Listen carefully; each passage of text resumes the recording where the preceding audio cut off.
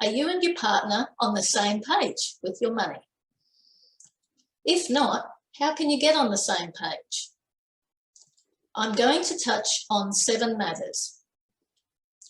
What can we do to ensure we avoid our loving relationships being ruined by money stress? Managing money in a relationship as a couple. How do you manage money in your relationship once you decide to have a family? Wanting to give our children the best we can. The extra burden on relationships when one partner works away.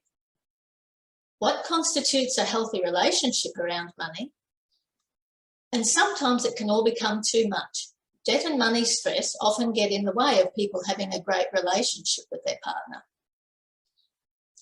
When doing some research on relationships that fail, mainly due to money stress, I came across an interesting family law and divorce website with current statistics. The first statistic was that the average first marriage that ends in divorce lasts only about 8 years. This site showed the divorce rate for the top 20 countries in the world, and thankfully Australia isn't on it. It's really sad that so many marriages which start with so much love and promises of until death do us part, on average end after such a short number of years. But I'm encouraged by the fact that Australia isn't in that top 20 and that we in Australia want to do better at our relationships than everybody else. But sometimes the stress caused by money worries can cause a deepening rift that is too difficult to bridge. So that's why in this challenge, I'm going to provide plenty of insights into how to ensure that relationships remain strong. And one more statistic. Did you know that the second Monday in January is dubbed Divorce Day by legal professionals? Because that's the day of the year that they have the highest number of divorce applications. They believe this is because of the stress of the overwhelming costs at this time of year due to Christmas, holidays, kids, back to school costs, sport costs, overly high expectations, etc., etc. If there's constant friction in the relationship due to all these overwhelming costs and arguments start to cause a deepening rift, some people get to the point where they say, I don't want to play this game anymore, it's too hard, I'm out of here. My husband and I have been married for 35 years. Has it been easy? Not always. Have there been times when I could have run away? Yep, and there were a few times I actually did run away. Have we had communication problems, loss of connection and money issues? Most definitely. But I believe the one thing that has held us together for 35 years is commitment. We're both fully committed to this relationship, to making it work and respecting each other's opinions and giving each other space to grow as individuals. So even though I did run away for a few hours, a few times, it gave me time to clear my head and think about what was most important to me. And that is our relationship and the lives that we've built together. Relationships are hard, but I believe that they're well worth it and they're worth fighting for. So what can we do to ensure that we and Australia stay out of that top 20 and avoid our loving relationships being ruined by money stress? When we enter into a relationship, everything's rosy and we believe that we're going to be together in this romantic phase forever. But life and problems get in the way. And even the best of relationships can feel the pressure and worry when constant bills keep coming at us and there isn't enough money to go around. Studies which have focused on long-term marriages or relationships tend to cite the following elements as essential criteria for successful relationships: a great respect for one another and a mutual sense of appreciation, trust and faithfulness, physical closeness and sexual relations, strong communication skills and the ability to discuss problems openly, common values and goals and shared meaning, supportiveness for each other, the ability to cooperate, and flexibility in times of transition. Statistics also show that the main reasons that relationships fail are communication problems, loss of connection, and money issues. Think back to when you first got together as a couple. Did you discuss with one another your individual dreams for your life? Were you on the same page? Or did you have totally different dreams? Or did you discuss your future together at all? Many people don't, and then they find that they're going in totally different directions in life and losing that initial strong bond that brought them together. For example, the man may have wanted to have children in the next couple of years, but his partner might be younger and may have wanted to work another 5 to 10 years in order to firstly buy a home together and have a good percentage of it paid off before having children. Both have clashing main goals. However, with some give and take, both parties can feel that their needs have been met while also meeting their partner's needs. Now you've been together some years. Are you on the same page as your partner with regard to life goals as a couple? You can both have differing smaller goals so long as your main goal is similar. Now, you may believe that your relationship is strong and there are no problems around money. However, even if you take just one snippet away from today's chat and agree that it could strengthen your relationship with one another and with money, it'll be well worth your while. Now, on to my next topic. Managing money in your relationship as a couple. Let me ask you a question. How do you currently manage the money that you both bring into the family unit? I believe it is simpler to have a joint single account where all income goes and all expenses come from. However, you can also keep your bank accounts separate so long as each contributes a fair share toward joint costs, depending on individual circumstances, of course. Let me ask you another question. How do you manage money in your relationship once you decide to have a family? Things, of course, will change when there's a new baby on the scene. Having a child was a decision that both of you made, so one of you, and it doesn't have to be the mother, needs to remain at home with the baby for some months, while the other partner takes on the main responsibility of breadwinner. That doesn't mean that the stay-at-home person has any less say or any less money, as you've both chosen together to start a family, and the only way it can happen is for one to temporarily give up earning income until the children are older. But this can often become a huge sticking point in the relationship if each has separate accounts, and if one is on a large income and spends the majority, mainly on themselves, while the partner is the home and child carer with little or no income of their own while at home caring for the newborn. Nothing destroys a relationship faster than one person feeling that they aren't valued on the same level. Let me share a story of a client. The husband works full-time and earns a good income. His wife runs a small business that she's slowly building up, and she's responsible for being there for the children before and after school and taking them to their various activities. She brings in about a quarter of what he brings into the household. He believes that he has the right to spend more money as he brings in more, and he doesn't understand why she gets agitated when he questions her spending, even when the majority of her spending is on household items and things for the children. She would just love to have her own money where she can spend without guilt and not be questioned by her husband. It's important to sit down together before you even decide to get pregnant and discuss equitable income disbursement so that you are both on the same page and both know and understand how the other feels. The stay-at-home parent may be used to being independent with money and can feel that they no longer have the same rights as the main income earner when it comes to making decisions about the family finances if they're not bringing in the same income while home. By the way, the breadwinner partner may not think this at all, but reassurance still needs to be given to the stay-at-home partner. As having children was a joint decision, then so too should every financial decision be made by entering into respectful joint discussion, joint access to all family income, and coming to a resolution together on how to spend that family income. Two heads are always better than one. This is in fact critical for a healthy relationship. And if there is money stress, too often we also see another pattern emerging. The main income earner, whether that's male or female, feels that they have the sole majority of the responsibility for earning enough to be able to fully support their family.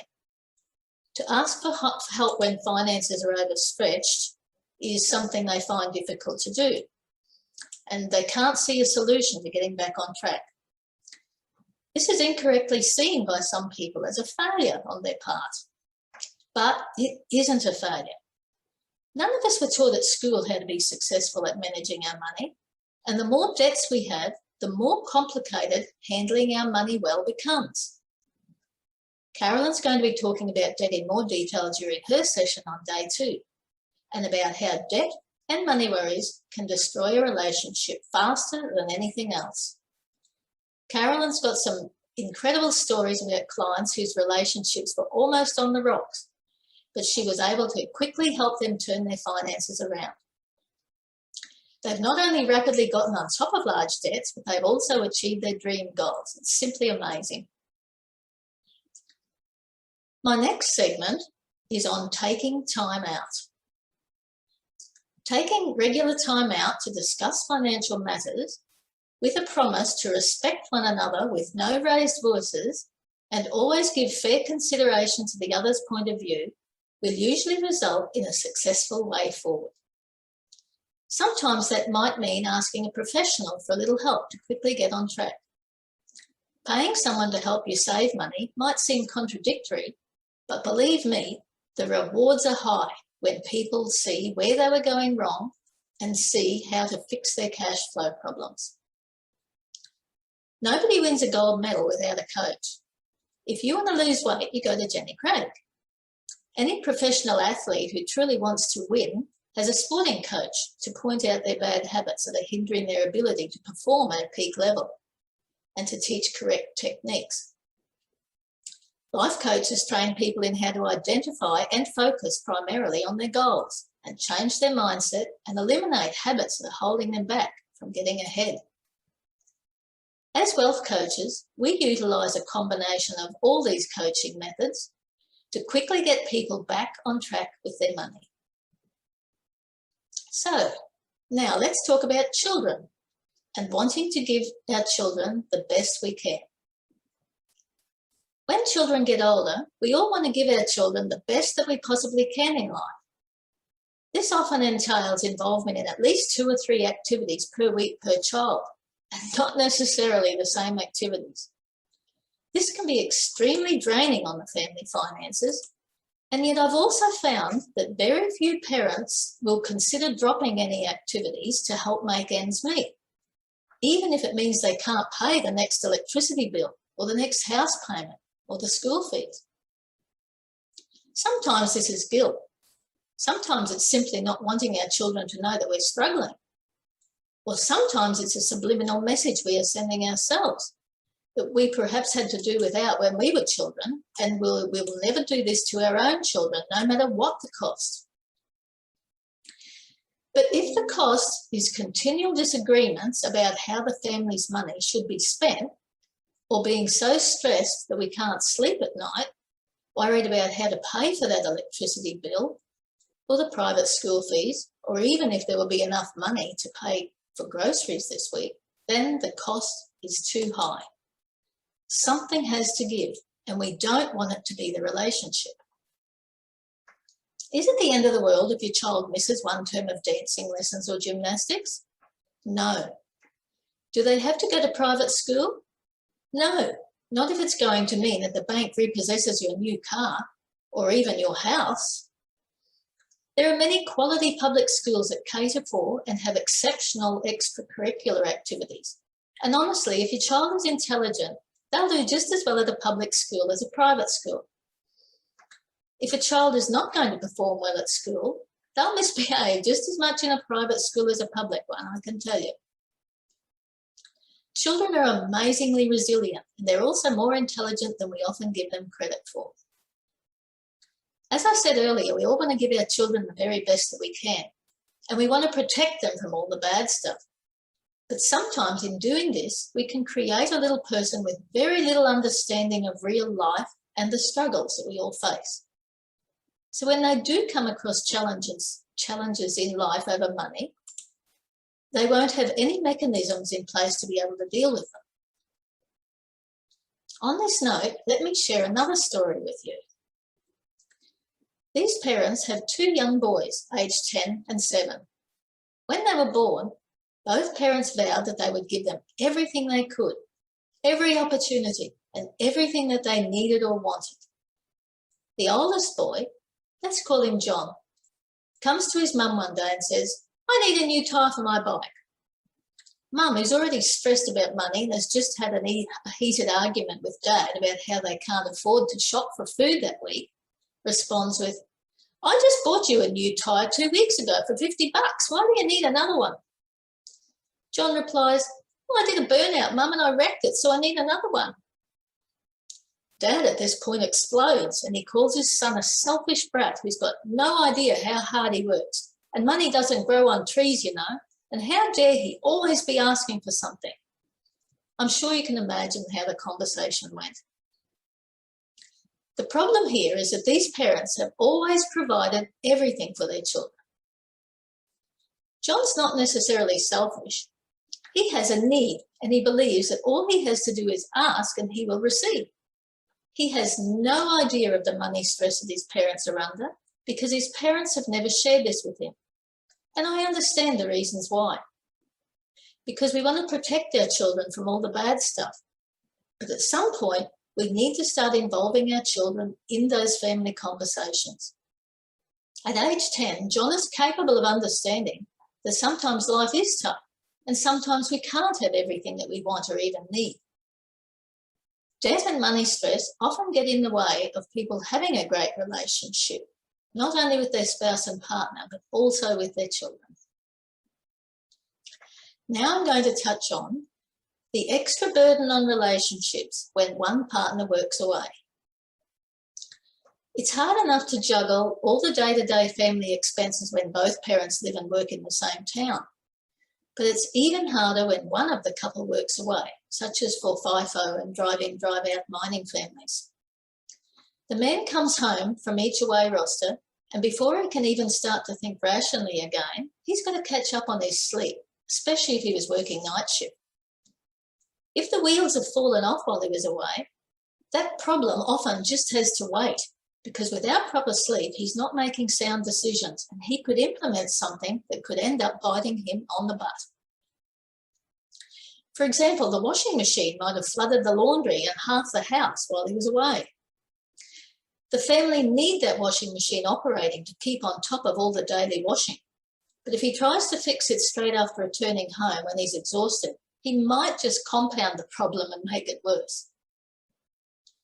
His partner, who's at home on her own, is often trying to juggle managing to live within the household budget, getting the kids to and from school and sport, working part-time, taking off time when the kids are sick, and likely has to deal with all the handyman jobs and repair bills on her own. She can't ring a partner while he's at work, so she sometimes has to make on-the-spot decisions, which her partner may not always agree with. And she simply can't do without that washing machine. So sometimes the decision has to be made to call in the repairman or even buy another machine without asking him. So how do people successfully manage their household and their finances when they're living this harder than normal lifestyle? Firstly, they need to communicate well. They need to discuss how they would manage this type of scenario and have contingency plans in place with their money to cover this type of eventuality.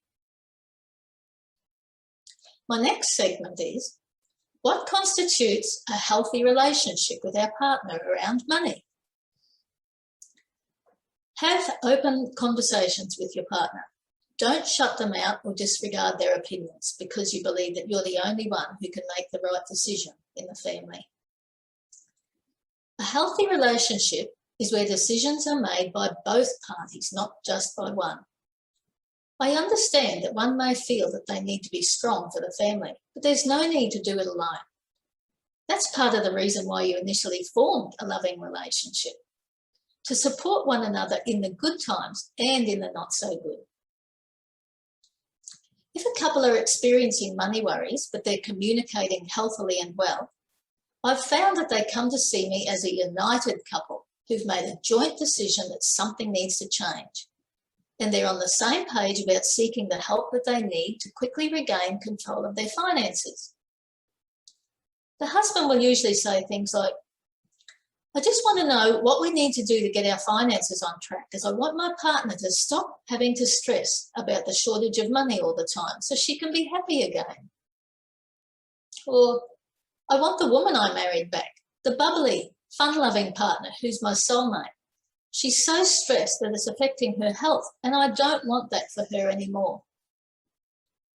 Both partners will discuss their finances together, and although there is a little light-hearted banter about she spent X dollars on her hair, or he's just been on a fishing trip with his mates, there's no nastiness about it, as each understands that their partner needs their own special, separate things to spend money on.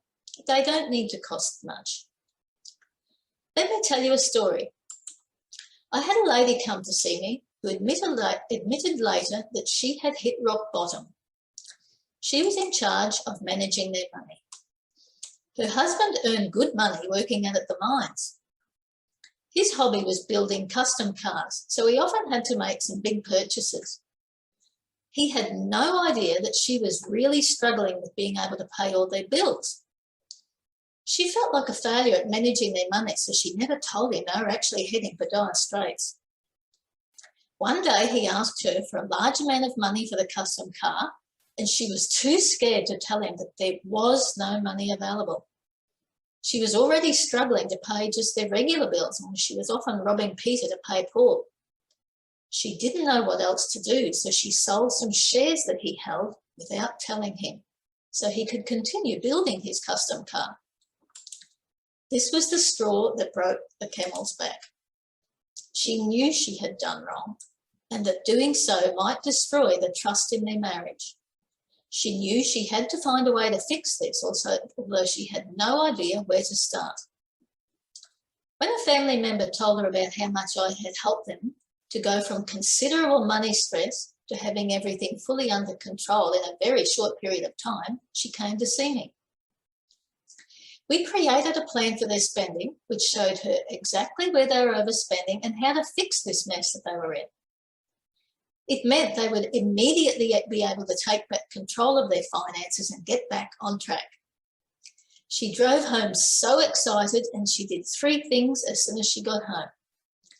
1, she confessed to her husband what she'd done and that she'd felt she had no other choice because they'd never had open communication around their money, and she felt that she had to carry the weight of their finances on their own. 2, she showed him that she now had an excellent spending plan that would quickly get them back on track. And 3, she promised that from now on she would be completely open and honest with him. And they agreed that from now on they would regularly discuss their finances as a team, with respect for one another's views, and make money decisions together. Luckily, they've always had a great relationship.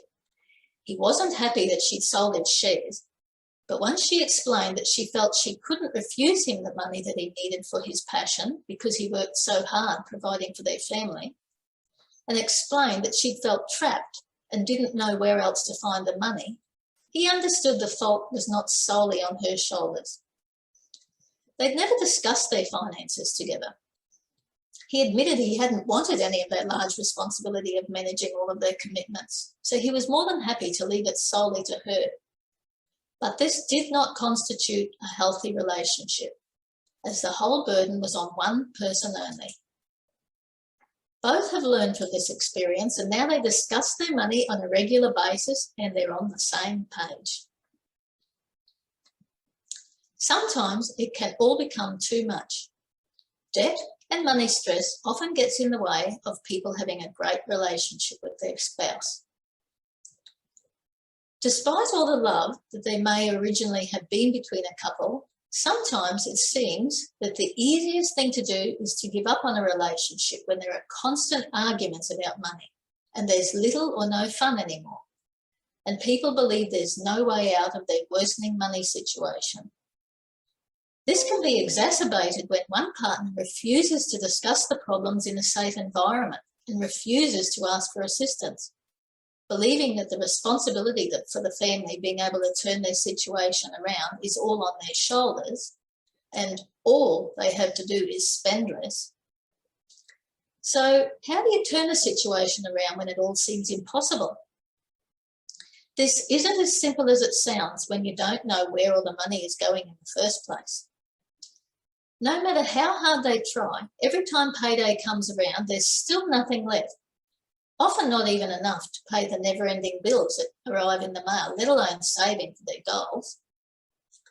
So do you remain on the treadmill, constantly missing out on opportunities because you can't seem to get on top of the bills, the loans, arrears and credit card debts?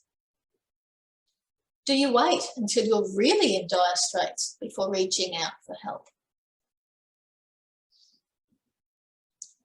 The thing I love the most about being a financial wealth coach come spending planner is seeing relationships restored after money stress disappears and couples happily working together for a common goal. Usually by our third meeting, when people have a plan in place for their money, I'm always delighted when I see couples laughing and flirting with one another again. They can see in their plan that their future is going to be just fine. Romance is returning to their relationships, which is a great pleasure to see. All the money stress has been removed and they can both simply be their fun-loving selves again. Happy mum and dad equals happy kids equals happy family equals secure future. But sometimes a relationship has already completely broken down by the time people come to us for assistance, and the person is attempting to learn how to manage all expenses on their own again. Kelly from Money Chief will speak about how to safely navigate the financial challenges of relationship breakdown. Okay, later this week, we're going to be looking at the value of having a plan in place for your money. The software that we use with our clients is unique in that it will give you your missing number. What is your missing number? The software we use looks into the future and enables people to find the worst day of the next 12 months when several bills all arrive at the same time and there isn't enough money in the bank to pay those bills. This software shows the exact date of that worst day and the exact amount that people will be short. From there, they can rewind back to the present and create a plan for their spending that keeps them from crashing financially when that worst day arrives. And this is why no other software will give you what you need. There are so many tools and systems out there that people grab onto to try and manage their finances, and the problem is none of them work. During this week, we're going to be sharing a ton of resources with you, along with some exercises that you can do, which will enable you to move forward in your financial journey and start living life on your terms. Today's exercise resource. Identify common family goals. Although you're probably a couple who have a strong relationship and communicate really well, and both parties believe that their views and concerns are respected and listened to, I would like you to sit down together tonight in a quiet place with no distraction and have a conversation together about 4 things. 1, 3 common family goals that you both want to achieve. 2, when do you want to achieve them by? 3, what you need to do to achieve those goals. And 4, one smaller dream goal each of you have perhaps never told the other one about. Having regular, honest, open discussions with one another where both can safely discuss what is truly in their hearts with mutual respect from their partner's opinions is a major step in having a healthy relationship and ensuring that your money stays on track. So where are you right now?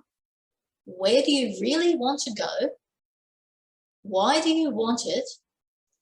And what capabilities do you need to arrive at that destination? The resource sheet for this exercise can be found in guides within our Facebook group, as can all resources during the challenge. Please make sure that you do join the group so you can access these resources. I'd like to thank you for listening today.